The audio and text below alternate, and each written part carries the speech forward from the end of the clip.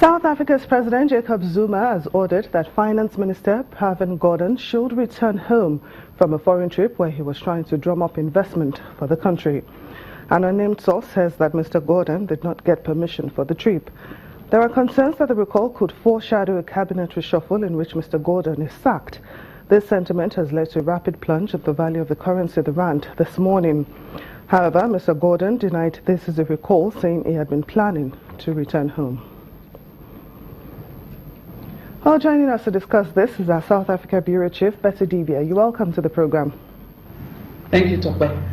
President Zuma's instruction ordering the finance minister back home from his investment roadshow. What does this move mean? What does it imply for the Zuma administration? Well, we have lots and lots of theories going up in the air regarding this, but every which way to many doesn't exactly look good for the administration, especially how the statement was released. It made a one-sentence statement. And questions are, did he have to make a public statement even if he needed the minister and his deputy to be home?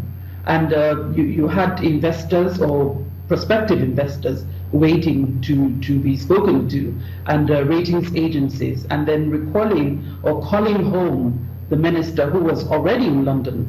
He wasn't supposed to be part of the US leg of that investment promotion roadshow. The deputy minister was supposed to take over. He hasn't exactly left the country.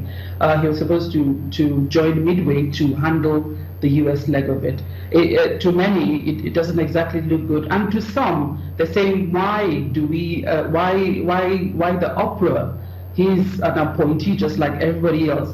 If the person who appointed him needs him, he should be there, and nobody should make a lot of noise about it. But I guess the mode of presentation is what many people are questioning, and some say something is definitely cooking.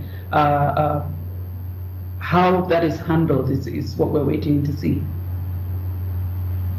This trip, what exactly was the South African finance minister planning on this trip, and what does this recall mean for him?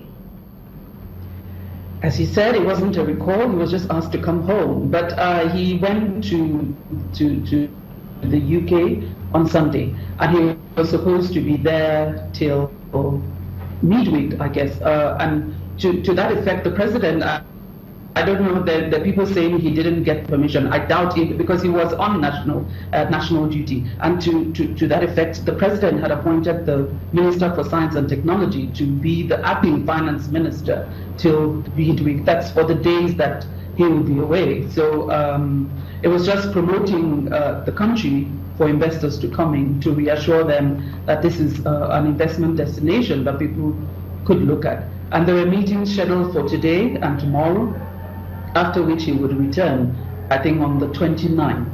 But he said the boss has called, and he had planned to leave early anyway. And the deputy finance minister, Tabisi Jonas, was to leave the country either today or tomorrow to join them midway to handle the US leg. But it was about promoting the country for investors, or would-be investors as well. Now, the markets reacted negatively to this news. How important was this trip for the rand for it to have been negatively affected? Some say the reaction, the rand losing, the rand has been gaining strength in the past few weeks against the dollar. And it went from 12 rand 33 to about 12 rand 64. Right after that, a statement was released about noon, a local time. And if you're going out to tell people everything is calm, is okay in my country, come and invest. And then ratings agencies looking as well, where would we place this economy? And then you have a whiff of uncertainty. It definitely will affect the currency of a country. And some say this may not last, it may just be the initial jitters, but we don't know what will happen next. I think people are looking to see official confirmation of speculations, the rumors going around, what exactly is going to happen.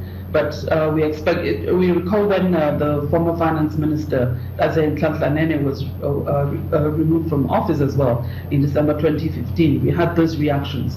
But the economy says it's not out of place, but what happens next is what will determine whether actually there is cause for concern. South Africa Bureau Chief Betty Dibia, thank you so much for joining us on Network Africa. Thank you.